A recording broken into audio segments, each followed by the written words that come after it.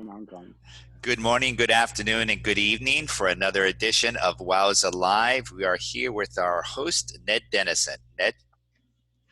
Hello, everyone. I'm the chairperson of the International Marathon Swimming Hall of Fame. I had the pleasure of meeting our last guest at my induction at the Queen Mary a few years ago. He said to me casually, "You should come out and swim in Hong Kong sometime." I think I was on a plane about 3 hours later to swim in Hong Kong. Doug Woodring, an American who now lives in Hong Kong.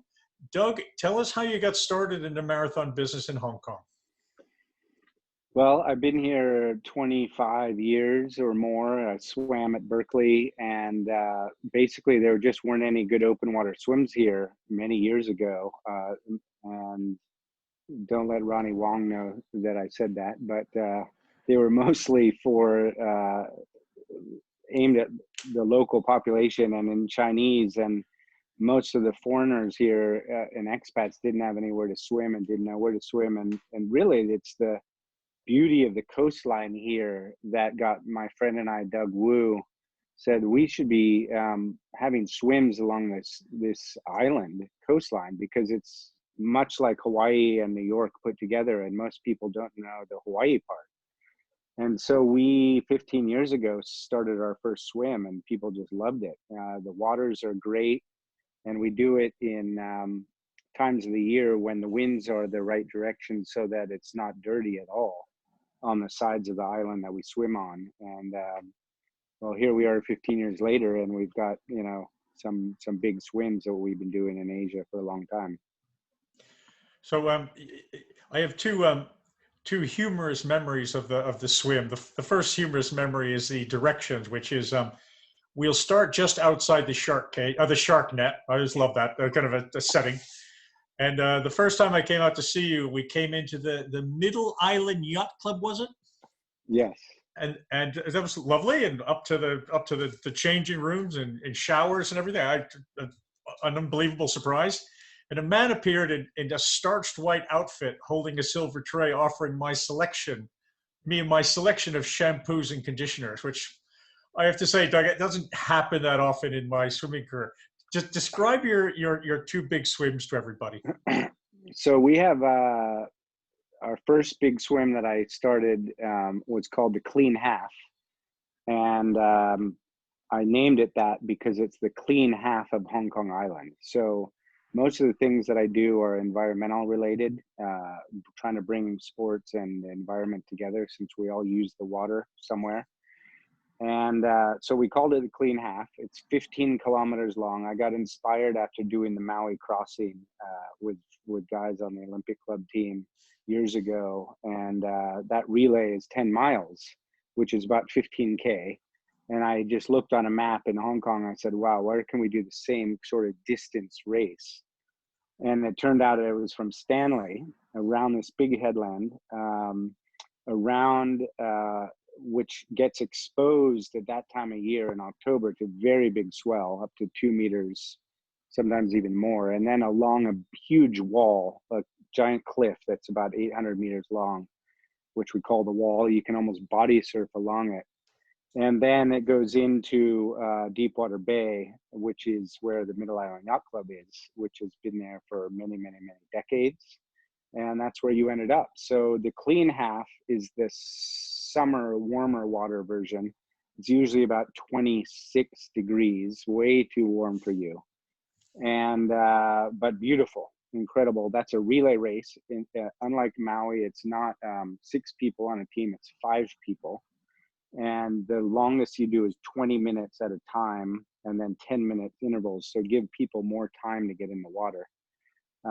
It takes anywhere from 3.5 to 6 hours, depending on the team. But now we have a lot of solo swimmers and a lot of teams of 2, which we call the yak teams, because they kayak. So they either swim halfway and kayak halfway, or they do 30 on, 30 off intervals, kayak swimming.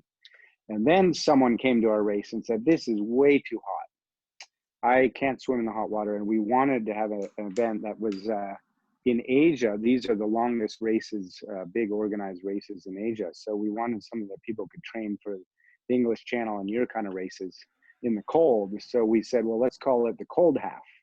And immediately within 20 minutes, we created the cold half race after one of our clean half races. And lo and behold, in February, when it's cold here, the coldest time, the water can get down to 16 or 17, which is cold for Hong Kong. The air can be 12 or 10, wind chill. I think you hit one of the worst days ever on one of your swims. And big currents, big waves, and it's a challenge. And people who've done the English Channel didn't finish our race. So, but it's not as huge as giant races. We were constrained partly by boats. The clean half, I think I'm the only race organizer in the world that I know of, correct me if I'm wrong, but that organizes all of the speedboat support boats for every single team and kayakers that come to swim in our race. So instead of trying to find your own race boats, which actually in Hong Kong would be almost impossible if you don't speak Chinese, I have one source, and she gets me every speedboat that I need. And it basically takes out the entire inventory of Hong Kong speedboats for that weekend. And they all the speedboat drivers know about our race. Most of them don't speak much English, but they all want to be at our race. Sometimes about 20 of them come down the coast of China to come to our race, and sometimes it's very windy. And so I'm always biting the skin of my teeth and hours before the race to understand and find out if these speedboats will actually arrive at our race to put the teams in for the support, because I never know until they actually show up. But so far, knock on wood, we've never had any cancellation problem weather events. We time it right when the weather window usually works. And so far it has for 15 years. I can certainly assure any viewers that that back end of Hong Kong Island is relatively undeveloped. The coastline is magnificent. It's challenging. You look ahead and you see what looks like probably the finish, and it's not that bay. It's not the next bay. It's not the next bay. It's a fifth bay down. 15K is a good distance. I certainly enjoyed it. You now have some smaller events that are feeding into this and developing the next group of local marathoners. Talk about those if you would, Doug. Right. So our first original race is called the Sheko Challenge, and it's in the summer in July. It's 2.2K, not too bad for most people, from beach to beach, and it's also on a spectacular coastline, which is a bit around the corner from where you swam, Ned. We've had that. We added about 6 or 7 years ago, we created a tri-solothon. So we added trail running, which is huge in Hong Kong, and also paddling, which is outrigger or surf ski. And instead of doing a triathlon each person, in this case, we created teams, and each individual person did one piece of that event, and we add all their times together to get a team time. But the majority of people do the swimming, only the swimming. We even allow fins for swimmers who feel not so confident in the ocean. We just want people to get in. And about 2 or 3 years ago, we started a youth race, which is about 600 meters at the end of at the finish line of the beach we end up at. We always have a DJ, we have music, and that's always a big part of our races. I think we're one of the only races in the world that also starts at 11 or 12 p.m. and not at 6 a.m. or 7 p.m. And the Sheko Challenge starts at 2 p.m. So it's super hot for the trail runners in the summer. But the reason for doing that is to get the social atmosphere after the race. Unfortunately, in Hong Kong, people are busy, and after races in the mornings, whether it's a triathlon, running, swimming, they just wait around for the prize and they leave very quickly.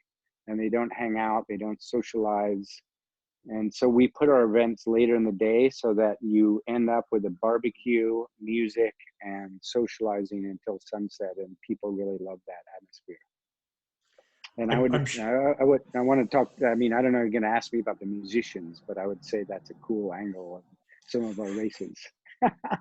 You don't have it on the cold half, so you didn't actually see it. But since I talked about this, our clean half and the Sheko Challenge Checo Challenge, we often get a bongo drummer at the beginning, and we get a bagpipe player, a Chinese bagpipe player in a kilt, standing in the hot weather to greet people as they come in from the beach. And the sound of that bagpipe for 350 people, they just love it. In our other event, the Clean Half, there's only one buoy that you have to go around, and the buoy is about 4 meters in diameter, so you can fit a small Mini Cooper in there. And so before the race starts, I send 2 or 3 musicians, trumpeter, not a bagpiper, a bongo player. Once I had a woman dressed as a mermaid playing violin, and we put them in the buoy, and they hide in there until people come around the buoy, and they jump up like a jack-in-the-box and they play music, and people just go crazy. And after they round the buoy, I put them on another boat and send them to the back of Round Island, which you would have passed. And there's a tiny little pier, and they stand up on the rocks and they salute people 3 hours after they've been into the race, and people just love that energy. And that's always the main part of our race. I'm not sure you were directly involved, but you certainly had an influence. In the last couple of years, there's been a few epic swims from Macau, or to Macau, and also around the island. Tell people a little bit about those events, particularly the pink dolphins, which I want to hear about. Yeah, so that was amazing. I was involved in that. My friend Simon Holliday swam. He was the first guy to swim from Hong Kong to Macau, and he broke the record by actually just 10 minutes, 10 hours, 20 minutes, and 10 seconds. 35 to 36 kilometers based on the currents. And that was a fundraiser for us, Ocean Recovery Alliance, which is my NGO. And the project we were raising funds for was called Great Art, Grate, art. And Great is the storm drain that's in the streets. And we were creating ceramic plaques made by artists that were printed in English and Chinese that says, "Do not dump in the drain because the drain goes to the ocean." And a lot of some Western countries and beaches have that, but no one in Asia has it. So Simon said, "Well, I want to raise money for you to make these plaques." And we got unbelievably government approval to put these on, because the government in Hong Kong has never once had an instance where someone was trying to add to the land for free. They never had a precedent for someone gluing something to their pavement or their property, and they didn't know how to handle that. But Simon set off at 5 in the morning from Lantau Island, which is the closest point to Macau. And we had a catamaran, about 10 people supporting him with feeding and all the logistics, drones, and it was amazing. The Hong Kong, so we had to clear customs, and Shu Pu, partner, very good at organizing this one. We had to clear customs with Hong Kong, the Chinese government, which is the middle part of the water, and then the Macanese. And actually the Chinese were the easiest to clear, maybe because Shu was Chinese, but Hong Kong was sort of blasé, Macau was the hardest. And so we set off from Hong Kong. The Hong Kong police boat followed us to the edge of the Hong Kong waters, which is delineated by a GPS line. And as soon as they hit the water, they turned the engine off, and they would not cross that line. So we were off on our own with no more support. And a few huge tankers came at that time, going about 15 or 20 knots. We had to get on the radio and warn them that there's a swimmer in the water. I've actually not seen a tanker going by that fast. And about half an hour later, all of a sudden there was a pink dolphin, 2, 3, 4. All of a sudden there was 30. And usually pink dolphins they don't school in a big pod like other dolphins. And they stayed with us. Shu was paddling on the outrigger canoe to support Simon. And so she's actually the first woman who's ever paddled from Hong Kong to Macau, as in his case, as support staff. But the dolphins were swimming around us for 1 hour, and it was amazing. And we put a drone up. We didn't know what we were going to catch in terms of footage. We got 8 pink dolphins in one image, which I think no one has ever captured at one time.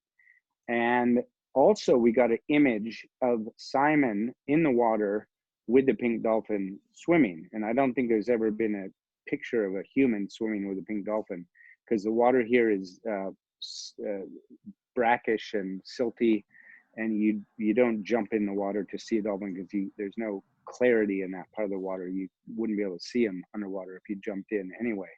So all of that was just super special, and we were broadcasting it through China Telecom on some little snippets of video, and the social media started catching it. And this was at 7:30 in the morning, so all of Hong Kong started watching us, and it was just a great, amazing day. We got to Macau, and the currents were super strong, and I had to meet Simon on the shoreline, and there was barnacles along all of the rocks, as you would have seen in the shoreline here. And I was trying to put a towel on the rock for him to climb onto so he wouldn't get ripped to shreds when he climbed up. And the currents were so strong, leading him to the airport, which was off limits. No people can ever go there. That we couldn't, the boats couldn't follow him, and he got swept away like a river. And I had to run across all the rocks and finally catch him near a fisherman. And I said, please take your fishing line out. Of course, I didn't speak Chinese, and he didn't know what was happening. And this white guy came swimming in from the land, from the ocean, and I threw a towel out, and Simon climbed up, and it was amazing. Really good event. And now they're swimming around Hong Kong Island. So Shu started some swims, and Simon did that. There's a few other people who've done it, and that's 45 kilometers. So we had Linda. We interviewed Linda McGill about a week ago. That'll be broadcast soon. She was the pioneer of that swim years and years ago. Doug, you mentioned your NGO. Most people don't know what an NGO is, but before you talk about the NGO, I have a number of your great plaques on my wall at home. I'm not sure I was supposed to take them, but I did take them, and I do value them on my wall. I'm sure they say something like "Don't throw the trash in the water," but I love them. Talk about your NGO and the world. Yeah, so NGO, for those who don't know, and I didn't know this, that people didn't know that word until actually this morning. I talked to my parents, and I had done a webinar for a school in California, and my mom said, you introduce yourself as an NGO. And she said, I didn't know what an NGO was until I Googled it. I said, well, that's a good excuse for the kids to Google something and figure it out. But I didn't know that was not an unknown word. NGO is non-governmental organization. It's basically like a charity, but we don't just sit there and take charity money. We try to protect the ocean. So I set this up 10 years ago, but I've been doing this about 12 years, really focus on plastic pollution, but we've done work on protecting the sharks. I helped set up the Hong Kong Shark Foundation. So Ned, you led with that discussion about starting the race outside the shark nets. Hong Kong does have shark nets. There's not been a shark here that anyone's recognized or seen for over 20 years because everything is overfished. So if a shark came here, they'd starve to death. And if we saw one here, we should celebrate because it would mean that there's more life coming back. And there is more life coming back because they banned trolling here about 5 years ago. And there's many, many more fish in the water. The water's clear. It's great. But they do have shark nets because about 25 years ago, there was a rogue shark that came in and actually did get a few people. And but the Shark Foundation was set up diverting from plastic, but because of shark finning and that high use of shark fins in soup in Chinese dishes in their region, estimated to kill 100 million sharks a year. And that is a serious apex predator in the ecosystem and very much defines the way ecosystems survive in the ocean, just like pulling the wolves out of the land in the forests. The deer propagate and all these other animals propagate. And so this is not, great for the ocean ecosystem. And so we set that up. But what I really do is plastic pollution. So we have an event, we have a program called the Plastic Disclosure Project, and we have one for sports events. So we work with the Turkish Olympic Committee, thanks to Steve, who also helped me get, I was a VIP at the Cross Bosphorus swim. And because of that, we helped them deplasticize their event and their race. And so when I'm trying to protect plastic pollution, I talk to a lot of audiences, kids, universities, businesses, government, multinational institutions, UN and World Bank. And we do global work. So even though I'm based in Hong Kong and we have a US registered charity, 501c3, as some of you might know, we try to touch audiences all over the place. And sports organizers and athletes are a huge vector that I don't believe it's been tapped very well by the NGOs, the nonprofits who are trying to solve these problems, because the people who use the outdoors as a super, vector for people who like the outdoors. They do sports, they want clean air, clean water, clean land.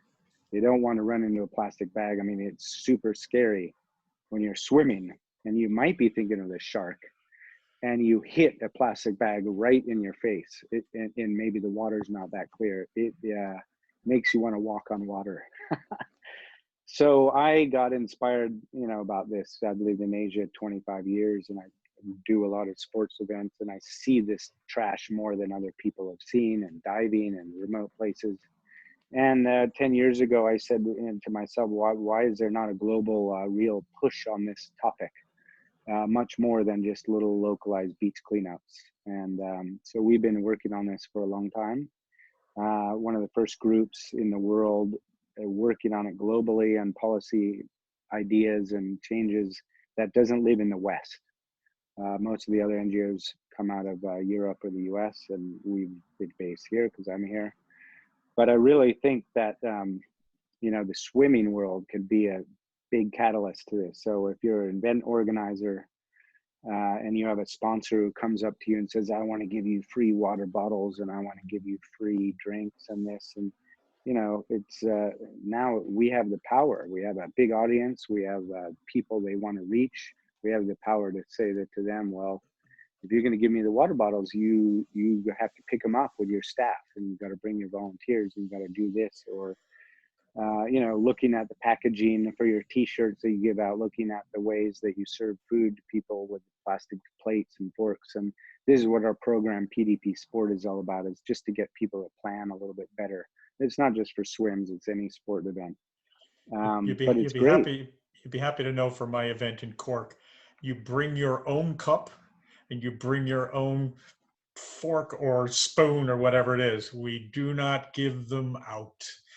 And very good. We've struggled with the plate concept, but somebody came up with a funny idea the other day. They said, if we drop a sausage off the barbecue and it rolls down the hill, typically 4 or 5 people will chase it down and eat it. So why do we really need plates anyways? Which has resonated. Tell us about your most creative program for the anti-plastic pollution. Oh, that's a good question. You had the giant whale. I remember that one. We had the whale. So we've done a few events with kids on the beach where we make giant aerial art. That always gets very good press, and in global press. We have done recently.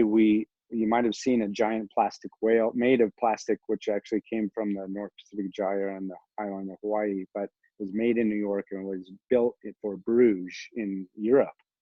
And we brought that whale to Asia last November to the Marina Bay Sands in Singapore, 12-meter tall whale. The whole structure with the weights and the ballast, everything weighs 25 tons.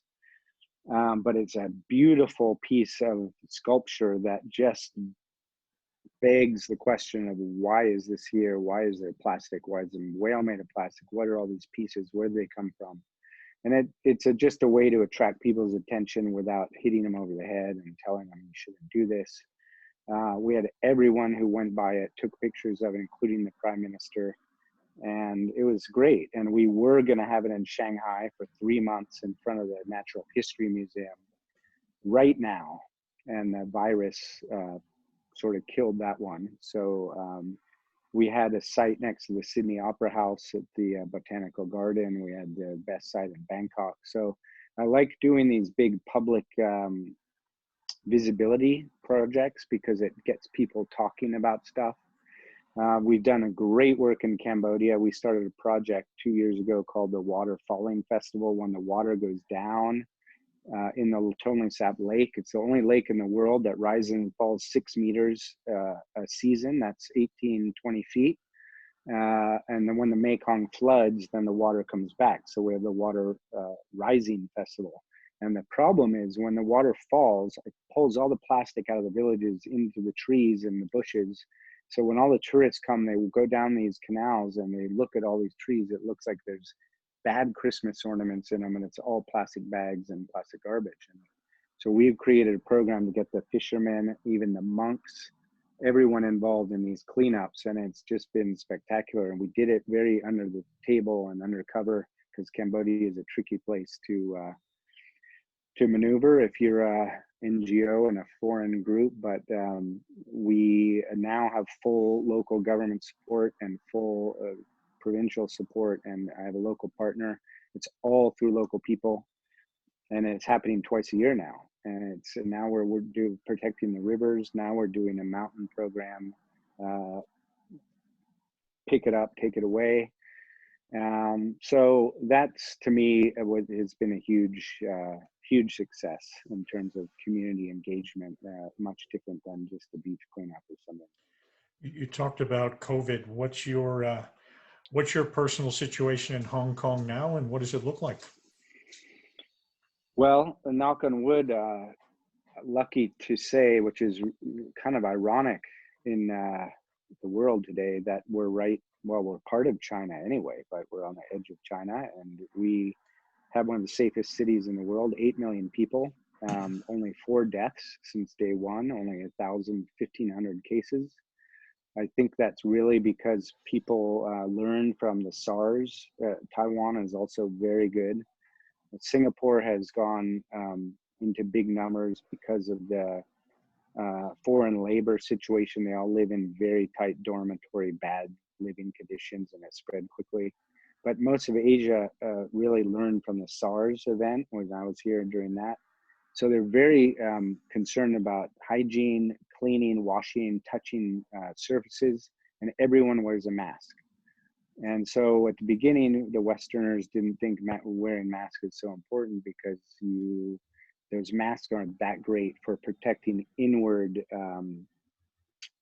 pollutants, inward virus, but they're extremely proven to be effective in outward contamination. So if someone has a cough or a sneeze, that spreads very quickly, and the mask just stops that. And everyone here has had it. And so we never had a lockdown, and the yacht club closed the boat sheds, so the boats were going to get locked down. And with 2 hours to go, a bunch of us who had access to a car and a rack, we scrambled into the club and got the boats out so that we could put them in a different place. And they said it would close for 2 weeks. Of course, we knew it wouldn't be 2 weeks. Now it's been 6 or 7 weeks.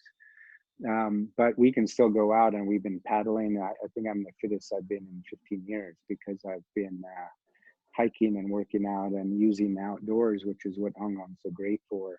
As the world has kind of been locked down, not a lot of business has been happening, and hard for us to do our work because we rely on donations and programs. I really see a change though in the last week or two.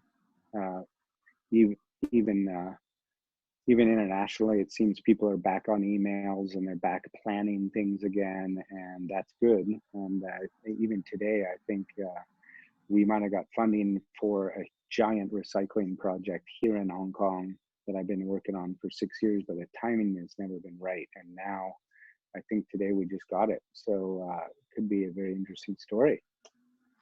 Congratulations. And we'll wrap up. I want to congratulate you. You're in the International Marathon Swimming Hall of Fame in our class of 2020. We missed you in New York with the delay, but we'll certainly catch you next year. So thank you very much, Doug, for all you've done for the sport and all you're doing for the world. Thank you very much. Well, thanks, Ned and Steve. You guys are great for swimming, and I hope to see you back in Hong Kong and wherever else we can swim together or play in the ocean together. And see you in New York for the awards next year. Take care. Thank you.